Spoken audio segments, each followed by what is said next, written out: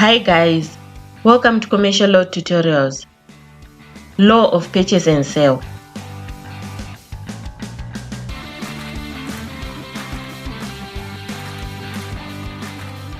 We have already covered the definition and the essentials, duties of the buyer and those of the seller, latent and patent defects.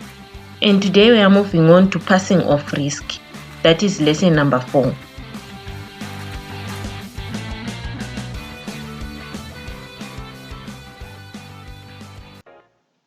In this lesson, we are going to first of all discuss what risk is. Then we will look at the general rule in passing of risk, exceptions in the passing of risk law. And at the end of the lesson, I'll give you popular exam questions relating to this lesson. What is risk? It refers to the flow of responsibility for loss or damage of the goods sold from the seller to the buyer.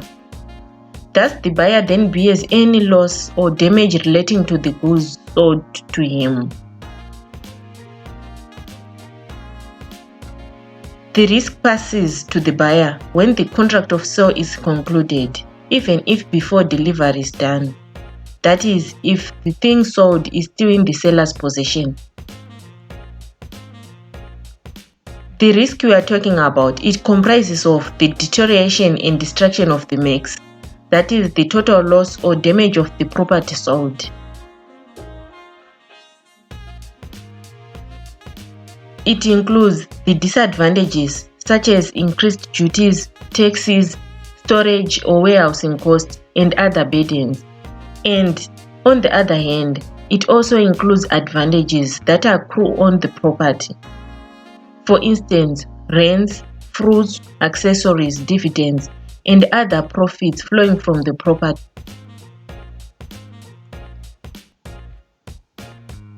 So we are saying that when goods are being sold, risk remains with the seller until the moment when he concludes a contract with a buyer. That is when the risk of the goods passes from the seller to the buyer. To sum up, we are saying that risk passes to the buyer on conclusion of the contract of sale. That's when, if goods suffer any kind of loss or damage after that conclusion of the sale, in the period between the time of conclusion of the contract and delivery, the seller is not liable for any loss or destruction of the mix or the thing that has been sold.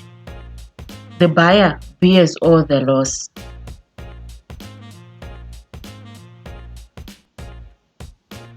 For instance, we are saying that one can buy something, and if it is stolen or destroyed before he or she takes ownership, that person may end up losing both the thing that has been sold and the purchase price if seller was not at fault.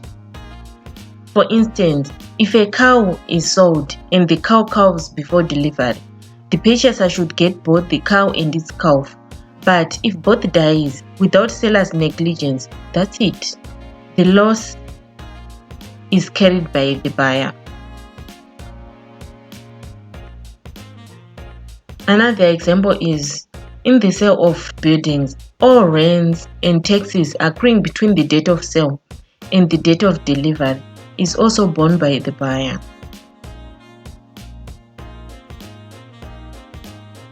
Let us now look at the general rule. The general rule is that as soon as the contract of sale is completed, the risk passes to the purchaser, quite independently of when delivery is to be made to him. That is the general rule that governs the passing of risk in the contract of sale. Let us look at this case. Ngazana sold Barrett for the price of 2 calves purchased from Barrett. Barrett had made it a condition of sale that the calves would remain with him for milking on their mothers until May. The calves died in April, but negligence was not imputed at Barrett. It was held that in connection with purchase and sale law under Roman Dutch law.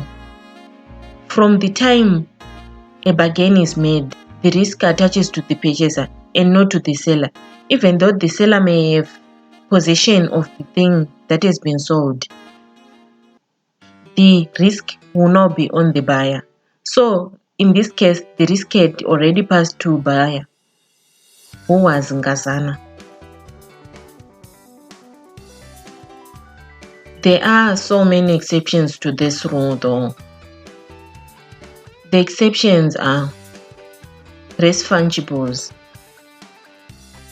where the seller is in mora, where the sale is subject to suspensive condition,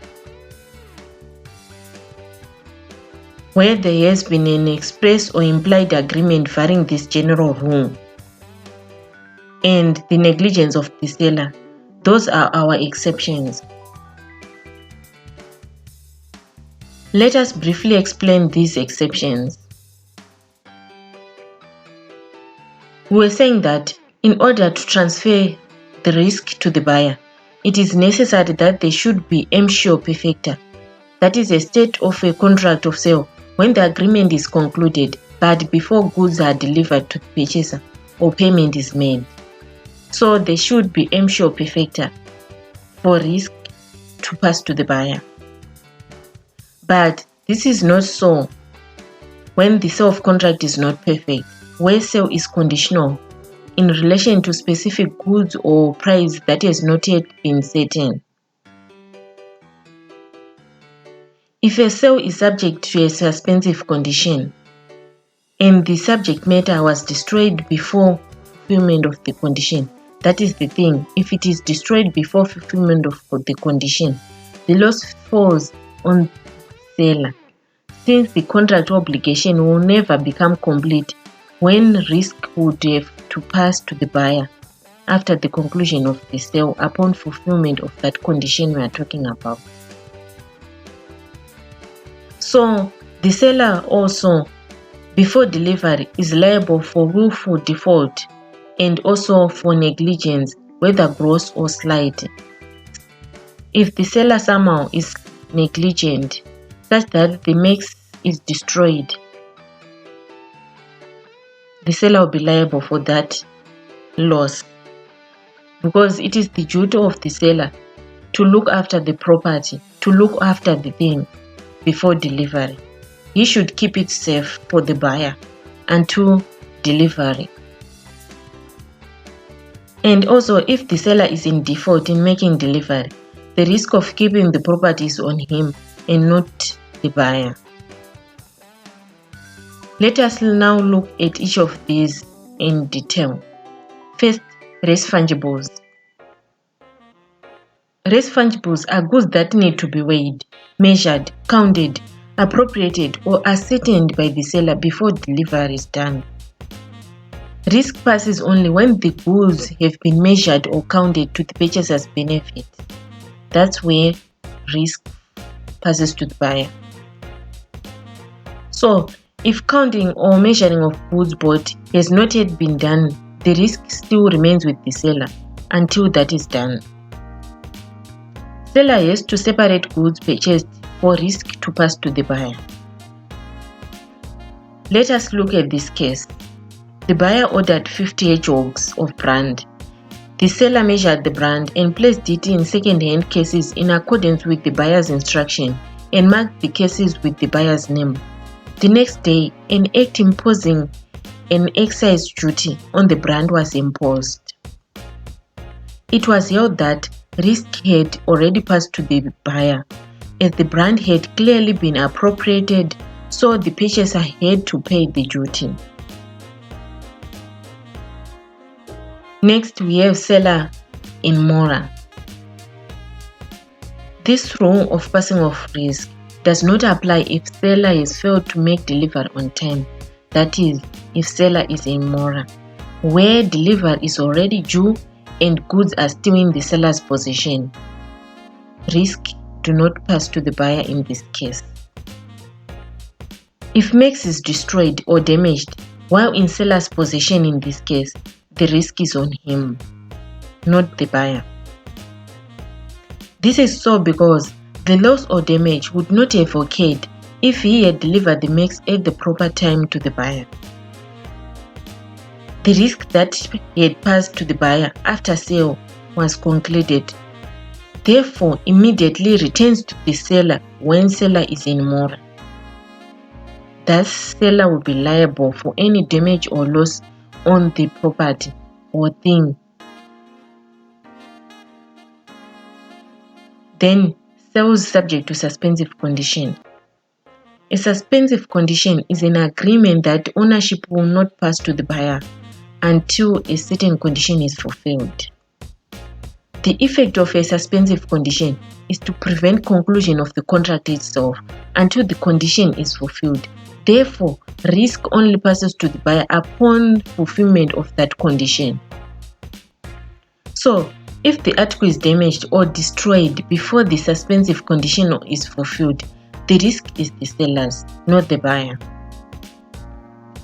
This is in the case with hire purchase agreements, where ownership is only to pass upon payment of the last installment. That is when the ownership and risk passes to the buyer. Let's look at this case. Jacob sold a horse, cart and harness to Peterson, and in the agreement, Peterson and another would pay using installments. If Peterson and another would fail to pay for the horse, Jacobs had the right to take away the horse and the cart according to the agreement. But if they were able to pay all the amount, that is the sum, in 10 weeks, then they would get the horse and the cart. After the first installment, the horse died. It was held that risk remained with Jacobs as the sale was subject to a suspensive condition. Let us look at express agreement varying this rule. In some circumstances, there may be an express warrant which is reasonable, deducing that the seller undertakes responsibility for existence of the article and risk on the article will not pass to the buyer. Risk will not pass to the buyer in this case as per the general rule, but according to their agreement. That is when parties agree that risk will remain with the seller for some reason until a certain period when they agree that the risk will then pass to the buyer. In this case, if there is an express agreement varying the rule of passing of risk,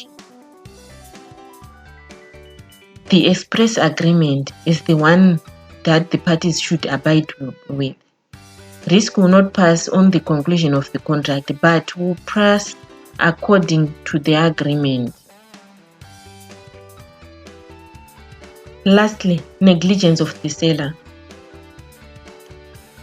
The seller has the duty to care for the purchased mix, which is still in his possession, and keep it safe for the buyer until delivery to that buyer, for risk to remain with the buyer.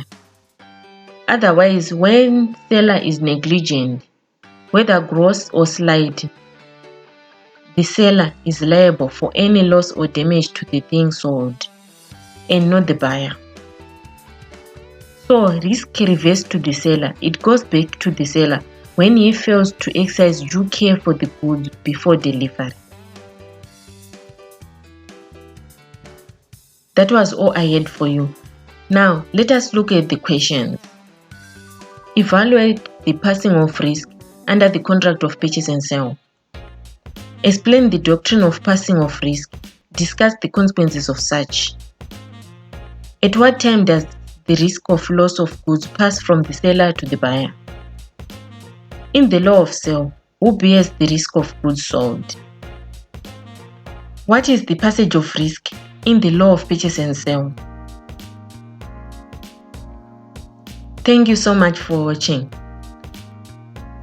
I would like to thank all those who have already subscribed and all those who are liking my videos. Thank you guys for the support. Those who haven't done so, Please remember to subscribe and like.